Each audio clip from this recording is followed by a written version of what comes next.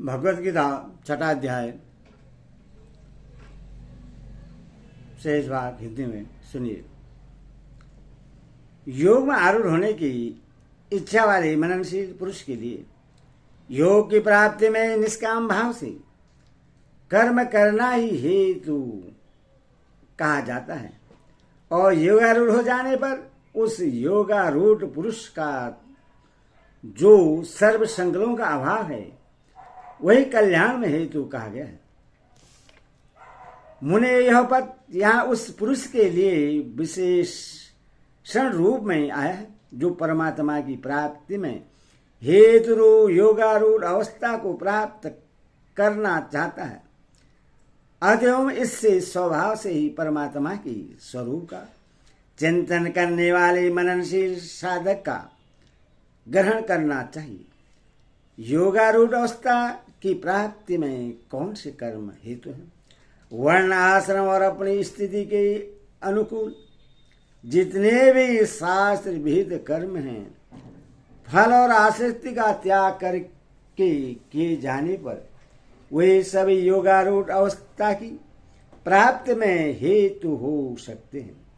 योगारूढ़ अवस्था की प्राप्ति में ही कर्म को हेतु क्यों बतलाया? कर्म का त्याग करके एकांत में ध्यान का अभ्यास करने से भी तो योगारूढ़ अवस्था प्राप्त हो सकती है। एकांत में परमात्मा के ध्यान का अभ्यास करना भी तो एक प्रकार कर्म ही है और इस प्रकार ध्यान का अभ्यास करने वाले साधक को भी सौ स्नान तथा खान पान आदि शरीर निर्वाह के योग्य क्रिया तो करनी ही पड़ती है। इसीलिए अपने वर्ण आश्रम अधिकार और स्थिति के अनुकूल जिस समय जो कर्तव्य कर्म हो फल और आसक्ति का त्याग करके उनका आचरण करना योगारूढ़ अवस्था की प्राप्ति में हेतु है। यह कहना ठीक ही है। इसीलिए तीसरे अध्याय के चौथे श्लोक में भी कहा है कि कर्मों का आरंभ के बिना मनुष्य निष्कर्म्य अर्थात योगारूढ़ अवस्था को नहीं प्राप्त हो सकता। यहाँ समय इस पद का अर्थ स्वरूपतः क्रियाओं का त्याग न मानकर सर्व संकल्पों का अभाव क्यों माना गया? दूसरे और चौथे श्लोक में संकल्पों के त्याग का प्रकरण है।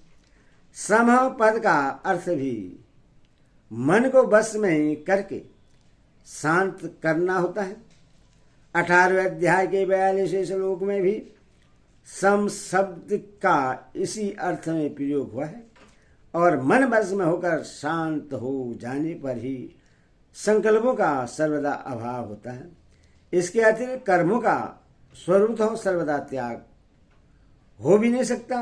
अतएव यहाँ समा का अर्थ सर्व संकल्पों का अभाव मानना ही ठीक है। योगारूढ़ पुरुष के सम को कर्मों का कारण माना जाए तो क्या नहीं। सम शब्द संकल्पों के अभाव रूप शांति का वाचक है, इसीलिए वह कर्म का कारण नहीं बन सकता। योगारूढ़ पुरुष द्वारा जो कुछ चेष्टा होती है उनमें तो उनके और लोगों के पारबंध ही हेतु हैं। अथवा सम को कर्म का हेतु मानना युक्त संकर नहीं है। उससे तो परमात्मा की प्राप्ति का हेतु मानना ही ठीक है। जिस काल में न तो इंद्रियों के भोगों में और न कर्मों में ही आसक्त होता है उस काल में सर्व संकल्पों का त्यागी पुरुष योगारूढ़ कहा जाता है। आसक्ति से ही कामना उत्पन्न होती है। यदि विषयों में और कर्मों में आसक्ति न रहे तो कामना का अभाव तो अपने आप ही हो जाएगा। कारण के बिना कार्य हो ही नहीं सकता। अतएव आसक्ति के अभाव में कामना का अभाव ही समझ लेना चाहिए। सर्व संकल्प न्यास का क्या अर्थ है? और समस्त संकल्पों का त्याग हो जाने के बाद किसी भी विषय का ग्रहण या कर्म का संपादन कैसे संभव है? यहाँ संकल्पों के त्याग का अर्थ ईश्वर मात्र का सर्वदा त्याग नहीं है। यदि ऐसा माना जाए तो योगारूढ़ अवस्था का वर्णन ही असंभव हो जाए। जिससे वह अवस्था प्राप्त नहीं है वह तो उसका तत्व नहीं जानता, और जिससे प्राप्त है वह बोल नहीं सकता, फिर उसका वर्णन ही कौन करे। इसके अतिरिक्त चौथे अध्याय के 19वें श्लोक में भगवान ने स्पष्ट ही कहा है कि जिस मनुष्य के समस्त कर्म कामना और संकल्प के बिना ही भली भांति होते हैं उसे पंडित कहते हैं। और वहाँ जिस महापुरुष की ऐसी प्रशंसा की गई है वह योगारूढ़ नहीं है, ऐसा नहीं कहा जा सकता। ऐसी अवस्था में यह नहीं माना जा सकता कि संकल्प रहित पुरुष के द्वारा कर्म नहीं होते। इससे यही सिद्ध होता है कि संकल्पों के त्याग का अर्थ ईश्वरता और वृत्ति मात्र का त्याग नहीं है। ममता, आसक्ति और द्वेष पूर्वक जो सांसारिक विषयों का चिंतन किया जाता है उसे संकल्प कहते हैं। ऐसे संकल्पों का पूर्णतः त्याग ही सर्व संकल्प संन्यास है। ऐसा त्याग कर्मों की सुचारू रूप से संपादन होने में कोई बाधा नहीं देता। जिनकी बुद्धि में भगवान के सिवा किसी की स्थिति नहीं रह गई है, उनके द्वारा भगवत बुद्धि से जो विषयों का ग्रहण या त्याग होता है उसे संकल्प जनित नहीं कहा जा सकता। ऐसे त्याग और ग्रहण रूप कर्म जो ज्ञानी महात्माओं के द्वारा भी हो सकते हैं, ऐसे ही महात्मा के लिए भगवान ने कहा है कि वह सब प्रकार से बरतता हुआ भी मुझ में ही बरतता है। भोगों में आसक्ति का त्याग होने पर भी कर्मों में आसक्ति रहना संभव है, क्योंकि जिनका कोई फल नहीं है ऐसे व्यर्थ कर्म में भी परमादि मनुष्यों की आसक्ति देखी जाती है। अतः आसक्ति का सर्वदा अभाव दिखलाने के लिए ऐसा कहना ही चाहिए। अपने द्वारा अपना संसार समुद्र से उद्धार करे और अपने को अधोगति में न डाले, क्योंकि यह मनुष्य आप ही तो अपना मित्र है और आप ही अपना शत्रु है। जीव अज्ञान के बस होकर अनादिकाल से इस दुखमय संसार सागर में गोती लगाता है और नाना प्रकार की भली बुरी योनियों में भटकता हुआ भांति भांति के भयानक कष्ट सहता रहता है। जीव की इस दीन दशा को देखकर दयामय भगवान उनसे साधनोपयोगी देव दुर्लभ मनुष्य शरीर प्रदान करके एक बहुत सुंदर अवसर देते हैं, जिसमें वह चाहे तो साधना के द्वारा एक ही जन्म में संसार समुद्र से निकलकर सहज ही परमानंद स्वरूप परमात्मा को प्राप्त कर ले। इसी से मनुष्य को चाहिए कि वह मानव जीवन के दुर्लभ अवसर को व्यर्थ न जाने दे और कर्म योग, सांख्य योग तथा भक्ति योग आदि किसी भी साधन में लगकर अपने जन्म को सफल बना लें। यही अपने द्वारा अपना उद्धार करना है।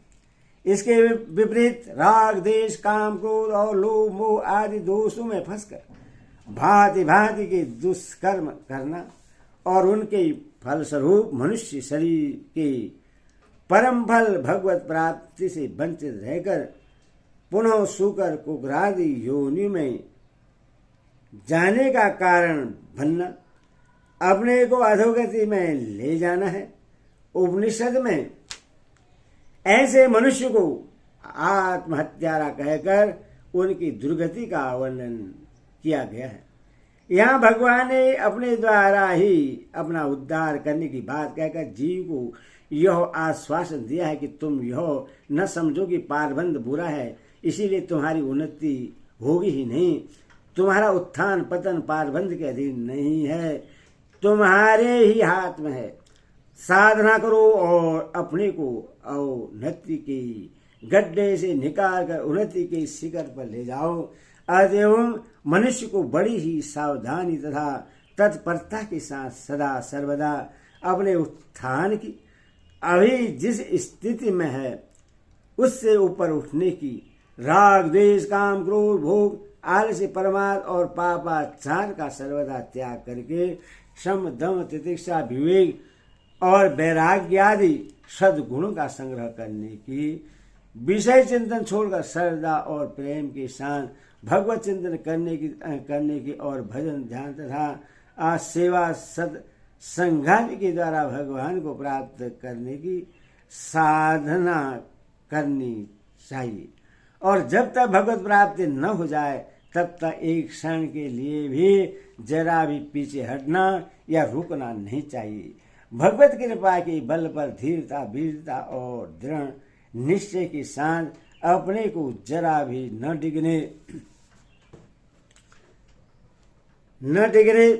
देकर उत्तरोत्तर उन्नति के पथ पर ही अग्रसर होते रहना चाहिए। मनुष्य अपने स्वभाव कर्म में जितना ही अधिक सुधार कर लेता है वह उतना ही उन्नत होता है। स्वभाव और कर्मों का सुधार ही उन्नति या उत्थान है तथा इसके विपरीत स्वभाव और कर्मों में दोष का बढ़ना भी अवनति या पतन है। इससे भगवान ने यह भाव दिखलाया है कि मनुष्य संसारी संबंध के कारण आसक्ति बस जिन लोगों को अपना मित्र मानता है वे तो बंधन में हेतु होने से वो वस्तुतः मित्र नहीं है। संत महात्मा और निस्वार्थ साधक जो बंधन से छुड़ाने में सहायक होते हैं वे अवश्य ही सच्चे मित्र हैं, परंतु उनकी यह मैत्री भी मनुष्य को तभी प्राप्त होती है जब पहले वह स्वयं अपने मन से उनके प्रति श्रद्धा और प्रेम करता है तथा उन्हें सच्चा मित्र मानता है और उनके बतलाए हुए मार्ग के अनुसार चलता है। इस दृष्टि से विचार करने पर यही सिद्ध होता है कि यह आप ही अपना मित्र है। इसी प्रकार यह भी निश्चित है कि मनुष्य अपने मन में किसी को शत्रु मानता है तभी उसकी हानि होती है, नहीं तो कोई भी मनुष्य किसी की कुछ भी पारमार्थिक हानि नहीं कर सकता। इसीलिए शत्रु भी वस्तुतः वह स्वयं ही है। वास्तव में जो अपने उद्धार के लिए चेष्टा करता है वह आप ही अपना मित्र है और जो इसके विपरीत करता है वही अपना शत्रु है। इसीलिए अपने से भिन्न दूसरा कोई भी अपना मित्र या शत्रु नहीं है। जिस जीवात्मा द्वारा मन और इंद्रियों से शरीर जीता हुआ है उस जीवात्मा का तो वह आप ही मित्र है, और जिसके द्वारा मन तथा इंद्रियों सहित शरीर नहीं जीता गया है उसके लिए ही आप ही शत्रु के सदृश शत्रुता में बदलता है। शरीर इंद्रिय और मन को भली भांति अपने बस में कर लेना ही, इनको जीतना है। विवेक पूर्वक अभ्यास और वैराग्य के द्वारा ये बस में हो सकते हैं। परमात्मा की प्राप्ति के लिए मनुष्य जिन साधनों में अपने शरीर इंद्रिय और मन को लगाना चाहिए उनमें जब वे अनायास ही लग जाए और उसके लक्ष्य से विपरीत मार्ग की ओर ताके ही नहीं, तब समझना चाहिए कि ये बस में हो चुके हैं। जिस मनुष्य के शरीर इंद्रिय और मन बस में हो जाते हैं वह अनायास ही संसार समुद्र से अपना उद्धार कर लेता है एवं परमानंद स्वरूप परमात्मा को प्राप्त करके कृतार्थ हो जाता है। इसीलिए वह स्वयं अपना मित्र है। हरि ओम तत्सद, हरि ओम तत्सद।